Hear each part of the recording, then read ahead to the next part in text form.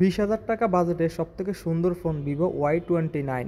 ফোনটার ডিজাইন অনেক সুন্দর। পিছনে ক্যামেরার পাশে রয়েছে সুন্দর একটা নোটিফিকেশন ইন্ডিকেটর লাইট, যেটা আপনার সব ধরনের নোটিফিকেশনের সময় বিভিন্ন কালারে জ্বলবে, যেটা দেখতে অনেক সুন্দর লাগে। ফোনটার ব্যাক সাইডে রয়েছে ম্যাট টেক্সচার, তবে প্লাস্টিক বিল্ড হওয়াতে হাতে অতটা প্রিমিয়াম ফিল লাগে না। এটার ফ্রেমটাও প্লাস্টিকের, আর পাওয়ার বাটনে রয়েছে ফিঙ্গারপ্রিন্ট সেন্সর, যেটা অনেক ফাস্ট। ক্যামেরা নিয়ে কথা বলতে গেলে ফোনটার পিছনে রয়েছে দুটি ক্যামেরা। একটি হচ্ছে মেইন ক্যামেরা, যেটা 50 মেগাপিক্সেলের, আর একটা হচ্ছে 2 মেগাপিক্সেলের ডেপথ সেন্সর।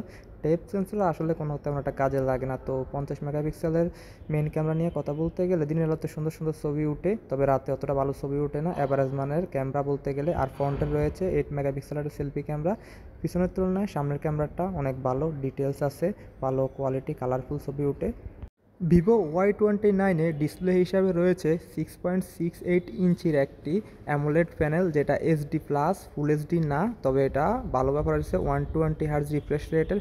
তবে খারাপ লাগলো এই ডিসপ্লেটা এই বাজেটে এইচডি প্লাস দিল, ফুল এইচডি প্লাস চাইলেই দিতে পারতো। তবে ডিসপ্লের কোয়ালিটি ভালো, কালার কোয়ালিটি ভালো, ভিউইং অ্যাঙ্গেলে কোনো কালার শিফটিং নাই।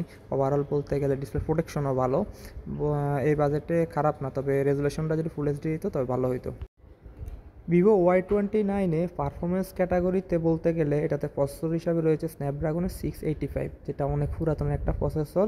এই প্রসেসরটা ডেইলি টাস্কের জন্য ঠিক আছে, নর্মাল ইউজের জন্য ঠিক আছে, তবে মাঝে মধ্যে এটা বড় অ্যাপস হ্যান্ডেল করার সময় ল্যাগ দেখা গেছে।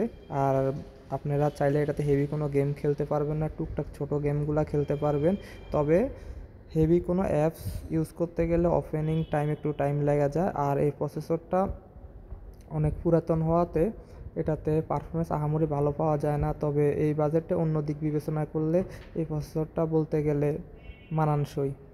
এটাতে ব্যাটারি হিসাবে রয়েছে 6500 mAh-এর একটি ব্যাটারি, সাথে রয়েছে 44 ওয়াটের একটি ফাস্ট চার্জার।